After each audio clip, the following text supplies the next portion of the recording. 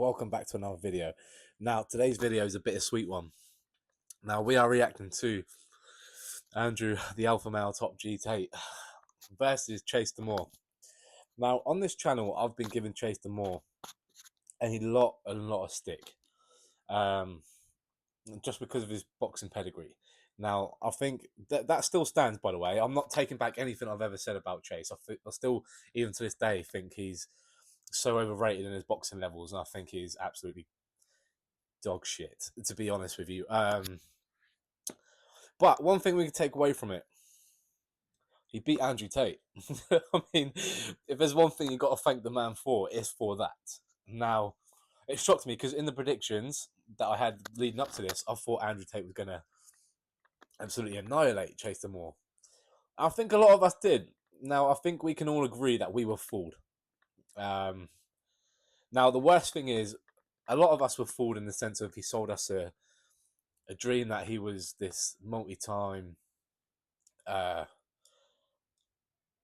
kickboxing champion. That is, it just proves the levels. You're not like a Rico Verhoeven in glory kickboxing. You're never going to be an Alex Pereira or a Israel Adesanya.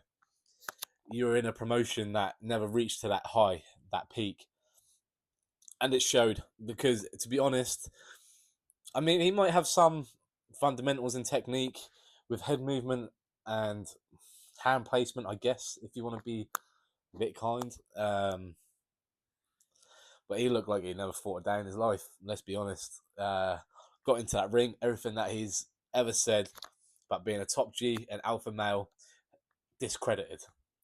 Now, I feel like we got sold a lie in that sense of him, of who he was. He's this big bad man, big alpha male.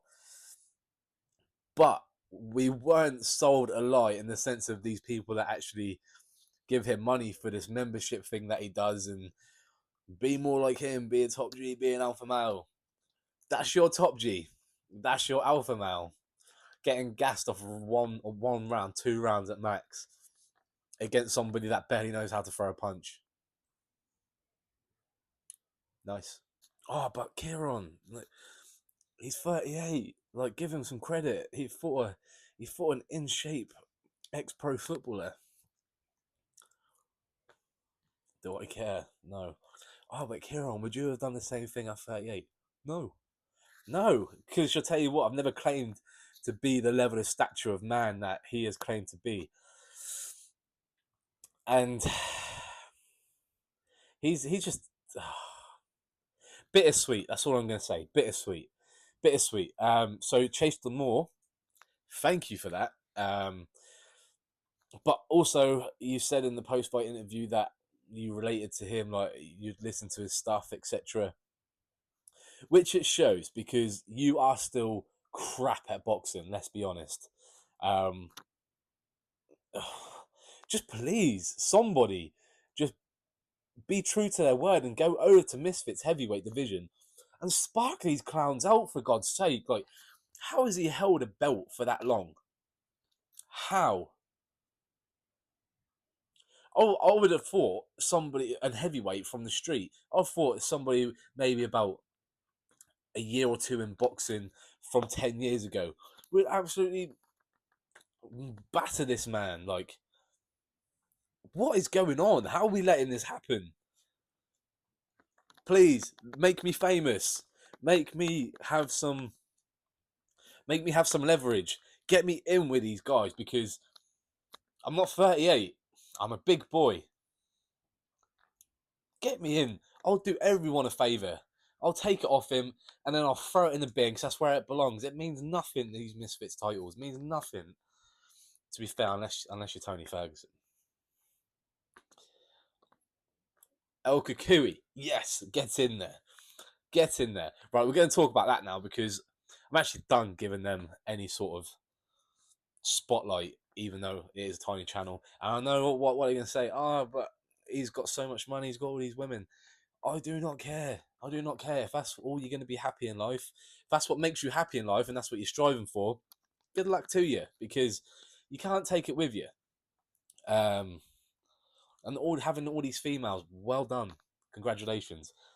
but I'm pretty sure that's not as satisfying as coming home to one who, if it, I don't have one, but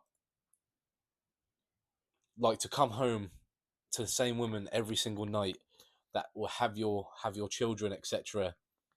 I'm pretty sure that's a bit more of a win than having all these women, all this money.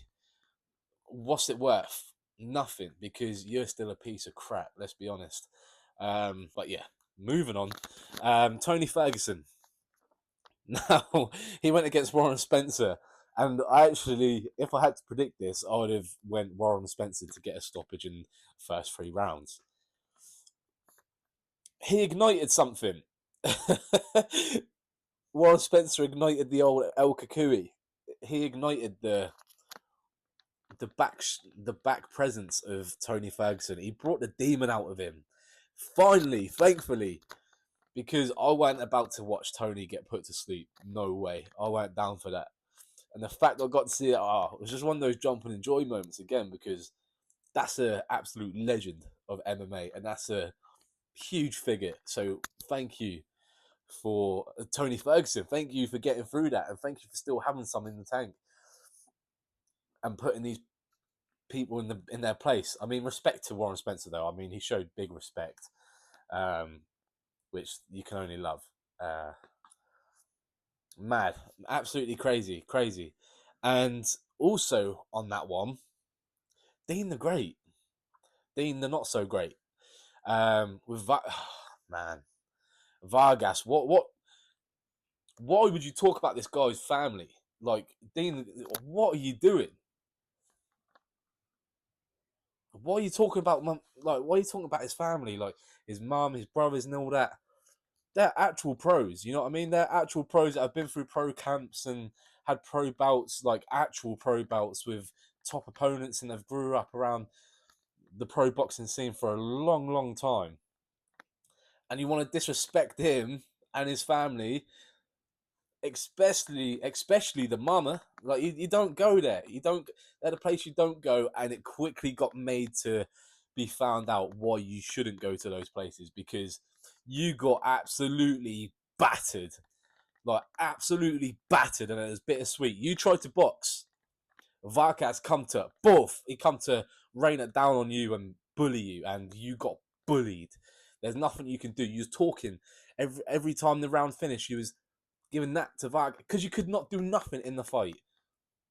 You could not do anything in the fight. And thank you to Vargas. Thank you, Amado Vargas. I mean, what the hell? Thank you for doing this. This is what we need. The world is healing. The world is healing because we got Anderson Silva beating Tyrone Woodley with those dude wipes logo on the back of the Woodley shorts, face down, ass up. We got that. So Anderson won. Anderson Silva won. You got AJ doing Jake Paul. Pounds. Finally, the world is healing. The cycle is coming back around where these clowns get reality checked and they get put in their place. Now, this weekend that had just gone, we got to see one clown put to rest, which was Andrew Tate. Chase Demoor did do the job, but unfortunately, I still need to see that clown get put to rest, as in Chase Demoor. Respect in some way for stepping into the ring. You stepped in there. That's massive props. But your days are numbered because you're not good. You're really not good. And what else do we get? What else do we get from the top of my mind? Screw that. In that event, Fox the G went live on the night of AJ and Jake Paul. And what Fox the G has done, I absolutely rate Fox G to the up levels. I rate him highly. And he's also funny with the videos and the skits that he's been doing with the Jake Paul build up. But one thing your boy was doing on Fox the G's live, I was on there and I was commenting on my main account. Obviously, my main account is my only account. I was commenting B Dave this, B Dave that, because That's some smoke that I want. Get me in with B Dave. I'd cut weight for that one. Believe it or not, yeah, I'd have to cut weight for that one. I know it's quite embarrassing, but I'd cut weight for that easily. Chase Demoor. Give me them two. Them two, easy. I'd do that in the same night. I'd do B Dave as a warm up because let's be honest, nobody really cares about him. No one really knows about him. But then I guess again, it kind of goes against me because I'm talking about him. That would be a warm up. 1 round, done. Check left hook, done. See you later. B Dave, relinquished, gone, out of the scene. Nobody cares about him. And straight after that, just let Chase walk out whilst the first bell rings of me and B Dave. I'll get B Dave out of there. Chase's time to step into the ring. He's done his walkout. That's it. Round 1 starts. Tougher fight for me, but I'll get him out of there as well. That overhand right, that straight right, whether it comes straight or whether it comes overhand, both pivot out, see you later, uppercut, bang, down, see you later, you're dusted. And that's it. Kieran Sullivan, heavyweight champion of Misfits. I'll grab that belt, I'll chuck it over the ring because that's where it belongs. It means absolutely nothing. And that's it. that's how in my visualization, that's how it'd play out. But I'm going to leave this one there before I start waffling a bit too much. But yeah, thank you for coming across another video. If you wouldn't mind leaving the like onto the video, I genuinely appreciate it. And if you haven't already followed, be interested in following or subscribe to the YouTube channel. I genuinely appreciate it. And as always, I'll catch you at the next one.